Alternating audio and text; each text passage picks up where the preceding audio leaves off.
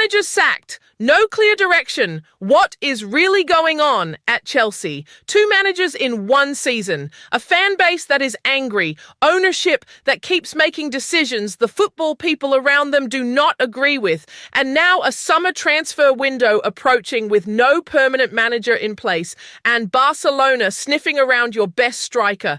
This is where Chelsea are right now. May 2026. A club that won the Club World Cup just last year. A club that was supposed to be building towards something great. And yet here we are, watching Callum McFarlane take charge on an interim basis for the second time in one season, while the board tries to figure out who their sixth permanent manager under this ownership will be. 6 managers since Bowley and Clearlake took over in 2022. Let that number sit with you. But this blog is not just about the managerial mess. It is about everything happening around the club right now. The transfer stories are piling up. Joao Pedro is being chased by Barcelona. Igor Thiago is attracting £80 million interest from multiple clubs. Van Hecke is now being targeted by Liverpool.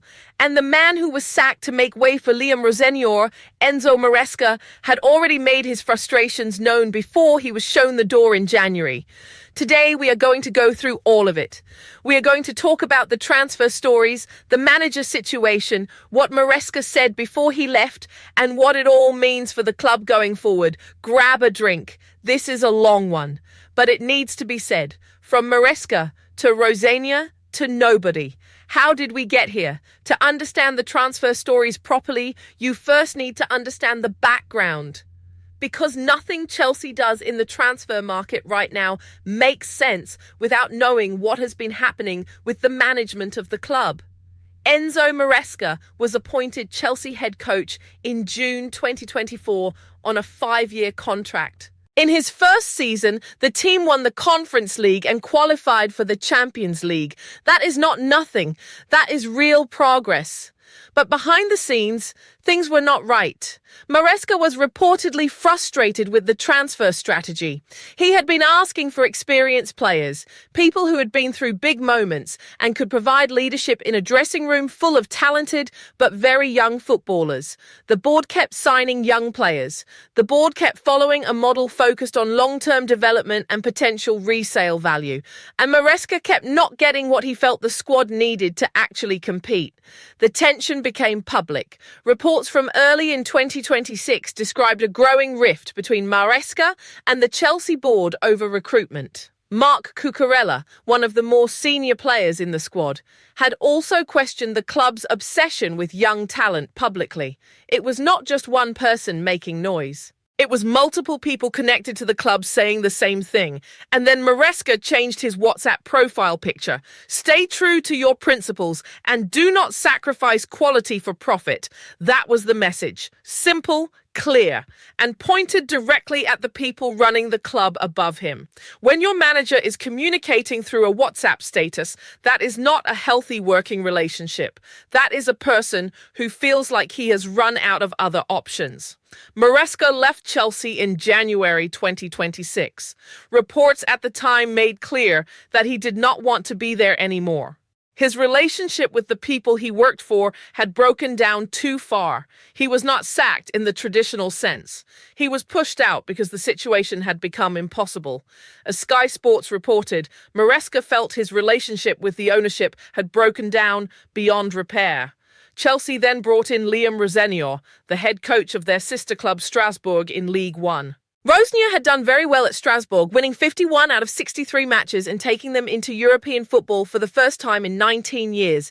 He signed a deal until 2032 and came in full of energy and ideas. It did not work. Chelsea went on a run of 5 consecutive Premier League defeats without scoring a single goal. That was the club's worst run of that kind since 1912, over 100 years ago. After a 3-0 loss at Brighton on April 22, 2026, Chelsea sacked Rosenior.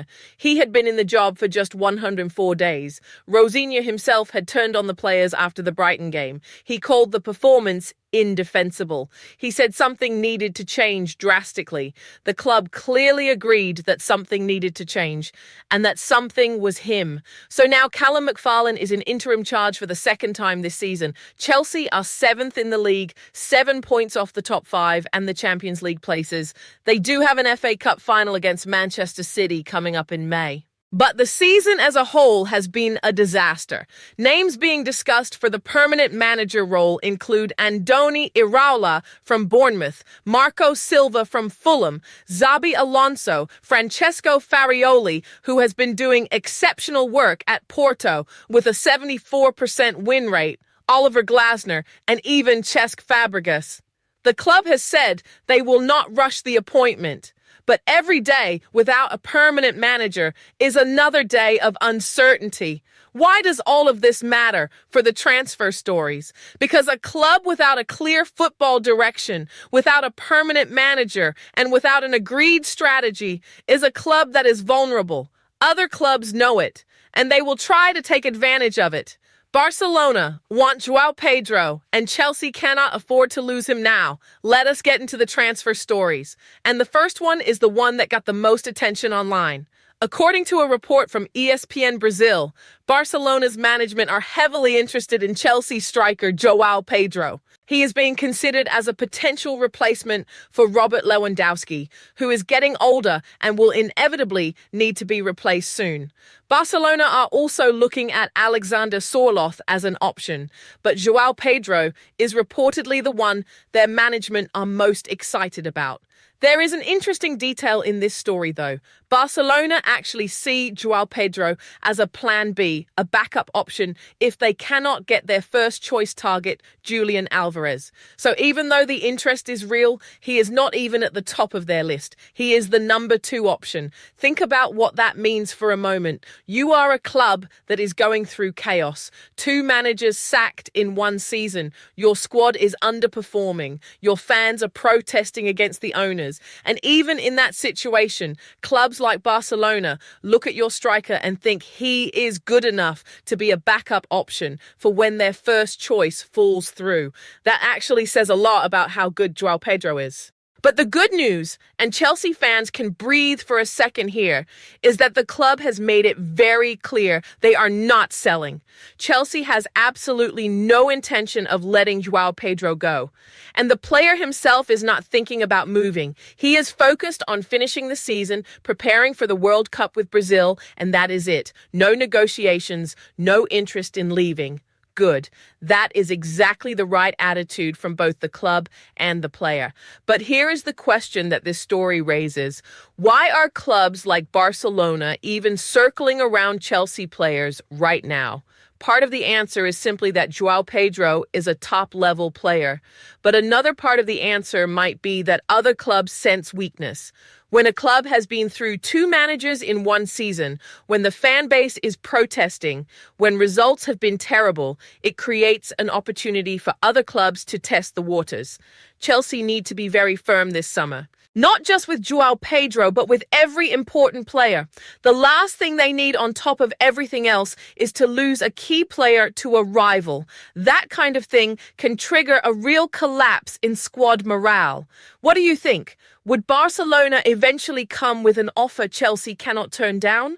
Or is Joao Pedro staying regardless? Igor Thiago, and the £80 million question nobody can agree on. Now let us move to a player potentially coming in rather than going out. Igor Thiago is a Brazilian striker who plays for Brentford. According to a report from ESPN Brazil, Chelsea have made an inquiry about him. But they are far from alone. Atletico Madrid, Juventus and AC Milan have all also contacted Brentford about the player. Brentford, knowing they have multiple top clubs interested, are asking for £80 million. The comments from Chelsea fans when this story came out told you everything you need to know about how divided the fan base is on this one. The comment that got the most likes, over 1,400 of them, simply said that Chelsea are collecting strikers like Pokemon.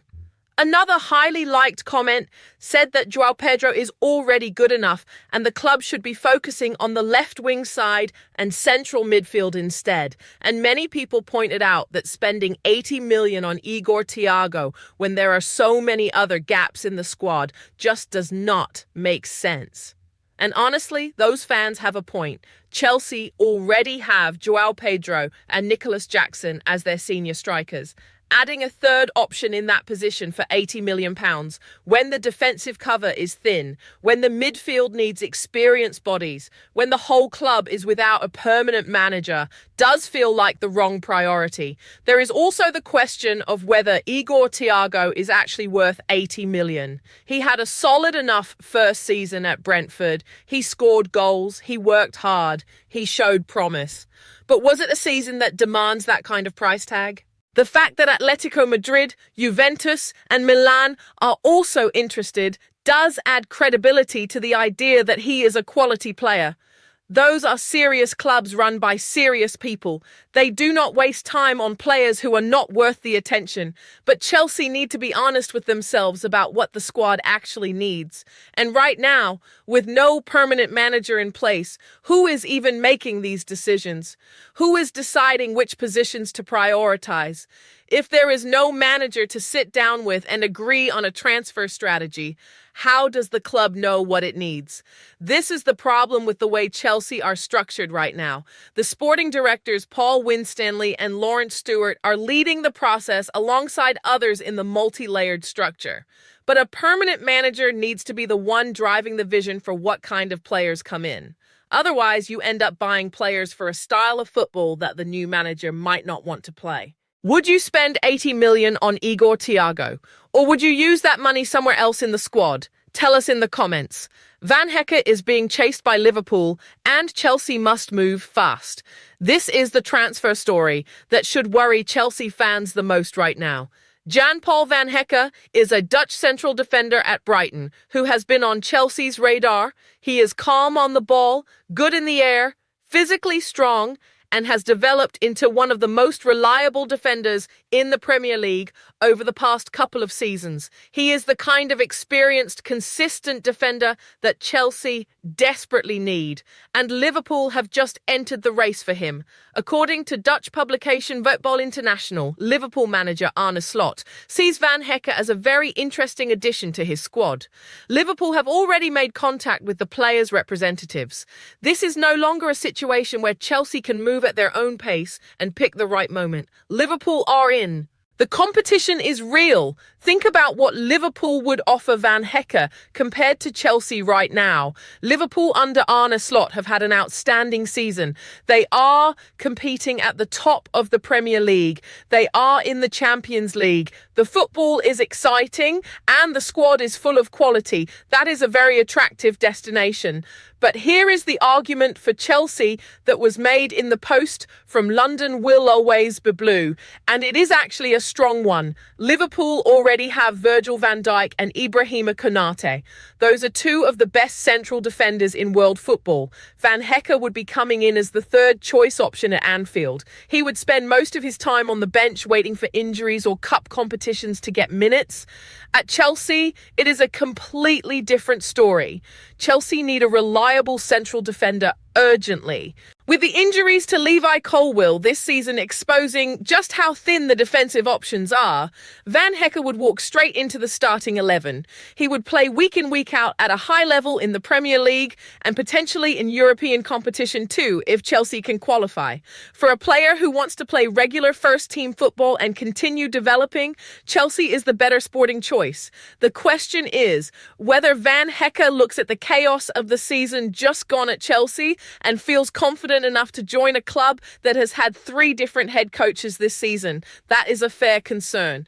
And it is another reason why getting the new manager appointment right is so important. If Chelsea can walk into negotiations with Van Hecke and say, here is our new permanent manager, here is his vision, here is how you fit into it, that is a much stronger pitch than coming in and saying, well, we have an interim in charge, but we are very interested in you. Chelsea need to win this race.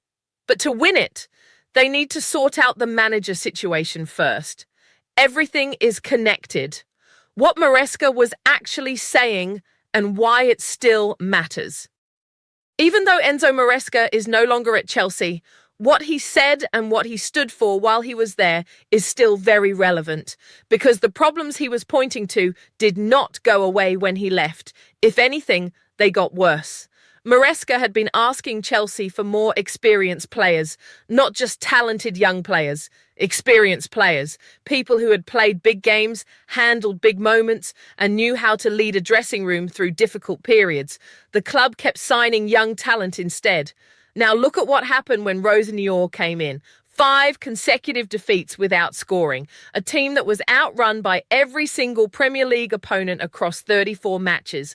Chelsea ranked bottom of the entire league for distance covered per game. A group of talented young players who were playing without fight, without spirit, without the experience to know how to dig out results when things get hard. Maresca saw this coming. That is what his frustration was about. When you have a squad full of players who are still learning, still developing, still finding their way, you need some experienced voices around them to hold the standard. Without that experience, when things go wrong, the whole group can collapse very quickly. And that is exactly what happened. His WhatsApp message was pointed. Stay true to your principles and do not sacrifice quality for profit. He was not talking about himself there. He was talking about the ownership. He was saying that the club was making decisions based on financial models, based on buying young, selling high, maximizing profit, rather than making decisions based on what it takes to actually win football matches at the highest level. Sky Sports analyst Paul Merson, a Chelsea fan, put it plainly after the Rosenior sacking. He said that Maresca had not wanted to be at the club anymore and had felt his relationship with the ownership had broken down beyond repair, and that the big mistake Chelsea then made was bringing in Rosenior because they set up this multi-club model and thought he could just move across from Strasbourg seamlessly. The multi-club model is the key phrase here. Chelsea and Strasbourg are both owned by the same Blueco consortium. The idea was that Strasbourg would be a development club where young players go to get experience, and Chelsea would be the main stage where those players perform. Rosenior was seen as someone who understood that model deeply because he had been running the development side of it at Strasbourg. But football is not a business model. You cannot just slot a manager from a mid-table League One side into one of the biggest clubs in world football and expect it to work without adjustment time. The players, the pressure, the media, the expectations, the quality of opposition, all of it is completely different. Rosenior said it himself in one of his final interviews when he admitted that a manager who has never managed at the top level cannot come in and be a massive success immediately. He was right, and the owners should have known that before they made the appointment. So what does this mean going forward? It means Chelsea need to break out of this pattern. They need to make a manager appointment based on what is best for the football club, not what is most convenient for the ownership structure. The next manager needs to be someone who has proven they can handle top-level pressure, someone who can command the respect of an experienced dressing room, and someone who will be given the backing to actually sign the players they want. If the next manager asks for experienced reinforcements and gets ignored the way Maresca did, we will be back in this same position in 6 months. That cannot happen again. Putting the whole picture together. Let us step back now and look at everything as one complete picture. Chelsea are a club with real talent. Joao Pedro is good enough that Barcelona want him as a backup option. Igor Thiago is attracting interest from Atletico Madrid, Juventus and Milan, which tells you the player has real quality. Van Hecke is good enough that Liverpool want to sign him. The players Chelsea have identified are genuinely quality players. But the club around those players is a mess right now. 2 managers have been sacked in 1 season. The team went 5 straight league games without scoring. They have been outrun by every single opponent this season. The fans are protesting. The ownership is on its 6th permanent manager appointment since 2022. There is no permanent manager in place heading into one of the most important transfer windows in the club's recent history. How do you sign the right players in the summer when you do not have a manager to tell you what kind of players you need? How do you convince players like Van Hecke to choose Chelsea over Liverpool when your club looks like it is in chaos?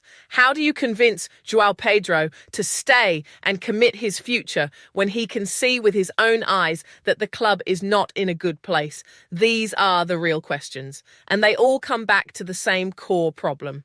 Chelsea's ownership has been making decisions that prioritize financial strategy over football clarity. They have built a structure that makes sense on a balance sheet but does not translate easily into wins on a Saturday afternoon. The good news, if there is any, is that they still have a chance to get it right this summer. The FA Cup final against Manchester City is still to come. If Chelsea can win that, it would be a huge boost heading into what needs to be a much better next season.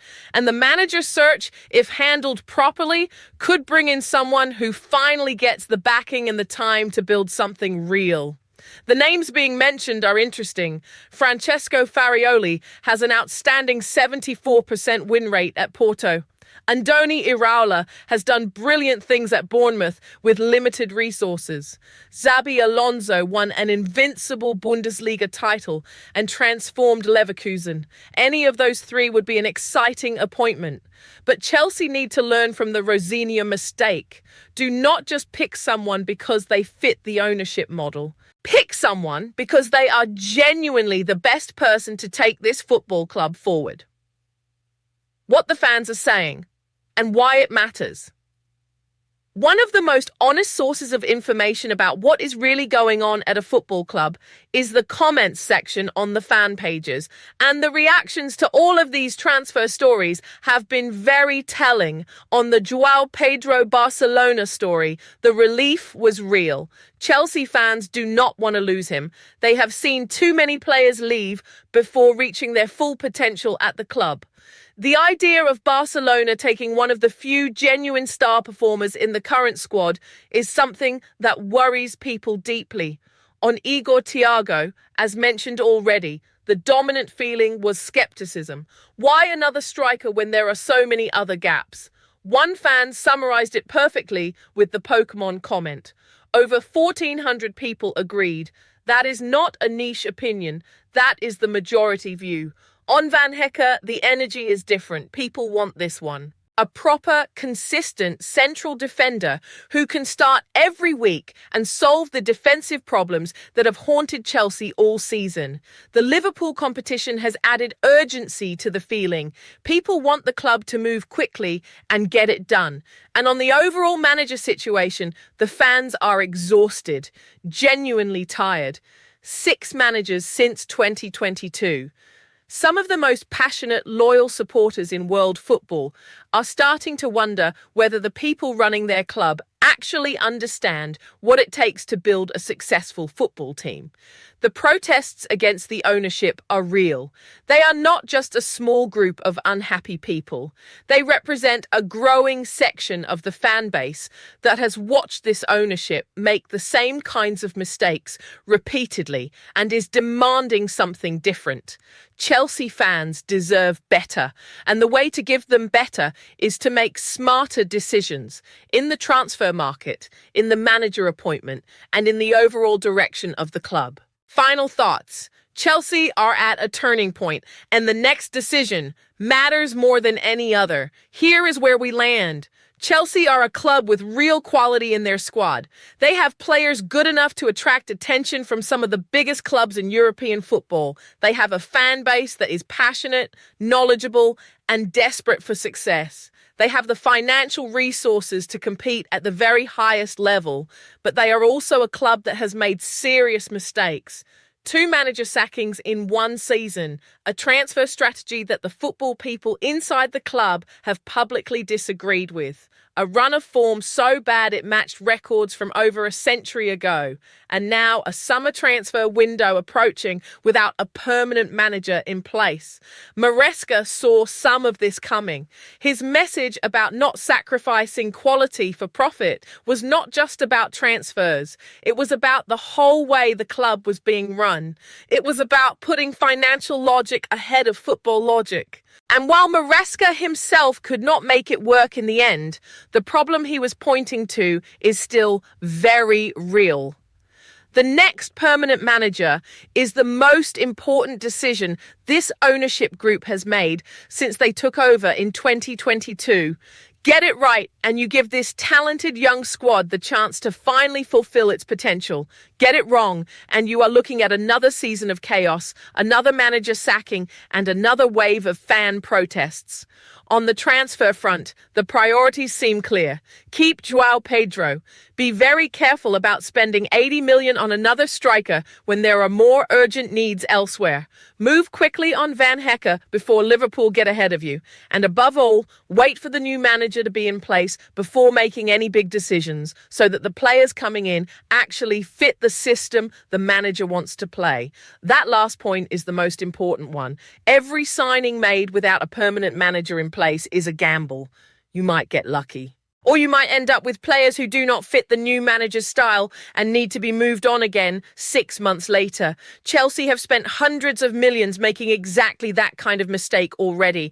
It is time to break the cycle. It is time to think clearly, plan properly, and build something that actually lasts. What do you think? Who should Chelsea appoint as their next manager? Should they sign Igor Thiago? Can they beat Liverpool to Van Hecke? And what needs to change at the top of the club for things to get better? This is your community. This is Lucy Chelsea. Drop your thoughts in the comments and let us talk about it. We are all in this together.